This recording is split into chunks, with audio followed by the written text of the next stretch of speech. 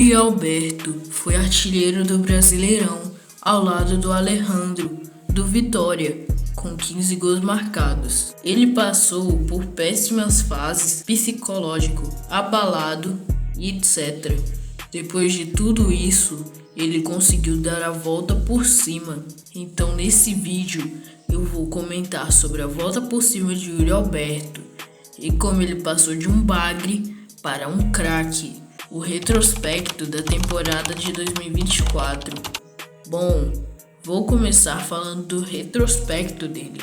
Ele vinha de um bom começo de temporada, sendo um ótimo jogador no Paulistão, e isso fez ele ir para a seleção brasileira, mas acabou caindo de rendimento, assim como todo o elenco do Corinthians, e foi aí que começaram as críticas. Ele começou a ser chamado de bagre, algo comum de acontecer quando tal jogador entra na má fase, mas nem sempre alguns têm limites, então surgiram os maldosos, chamando ele de coisas bem piores. Isso afetou muito o psicológico dele, e isso fez com que o desempenho dele caísse ainda mais, gerando mais críticas, e era esse ciclo por muito tempo. Nós, fãs de futebol que somente assistimos e jogamos só uma pelada fim de semana, podemos não entender por não buscar conhecimento nessas partes.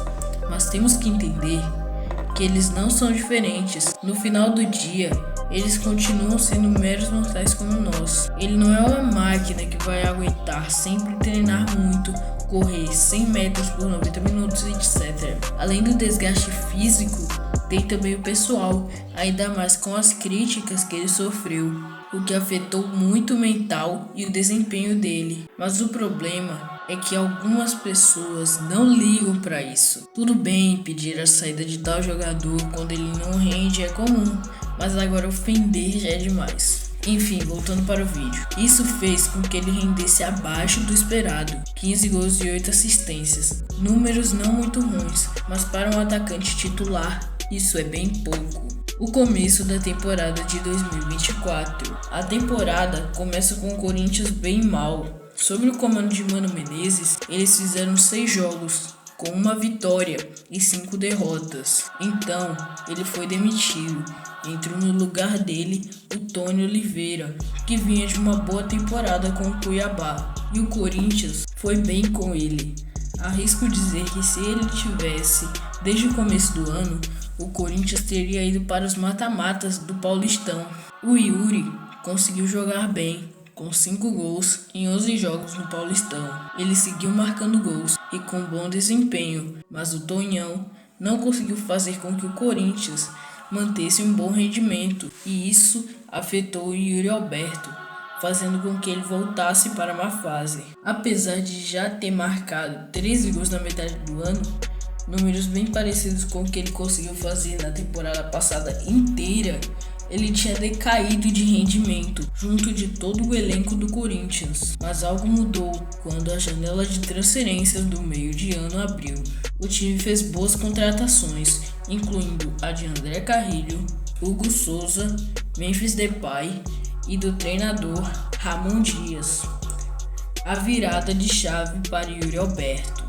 Antes da chegada de Ramon Dias, o Yuri tinha 13 gols e 2 assistências em 32 jogos, e o Corinthians vinha de 14 vitórias, 8 empates e 15 derrotas.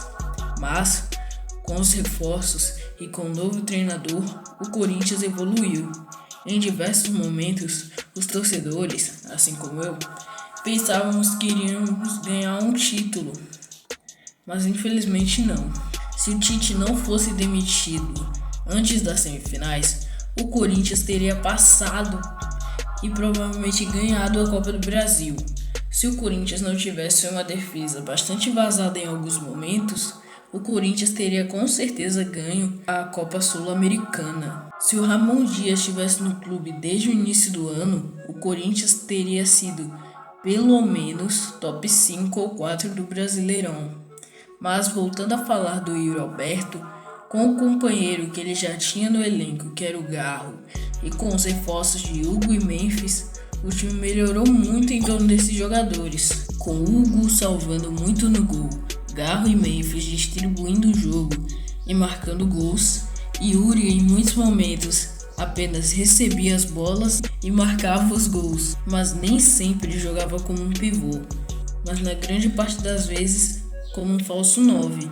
O estilo de jogo dele era voltando para receber a bola, disputar contra o marcador na velocidade, finalizar, passar ou cruzar. Dessa forma, ele conseguiu render muito, voltou a ganhar a confiança dos torcedores e do treinador. E ele saiu de 13 gols e 2 assistências em 32 jogos para 31 gols e 7 assistências em 57 jogos. E o Corinthians saiu de time que brigava para não ser rebaixado para o 7º lugar e também se tornou um time competitivo, inclusive vencendo as últimas 9 partidas do Brasileirão. E quem sabe esse recorde possa se estender no próximo Brasileirão, sendo o time que ficou mais partidas sem perder no campeonato. Não é impossível, com as futuras contratações e com o time que já tem.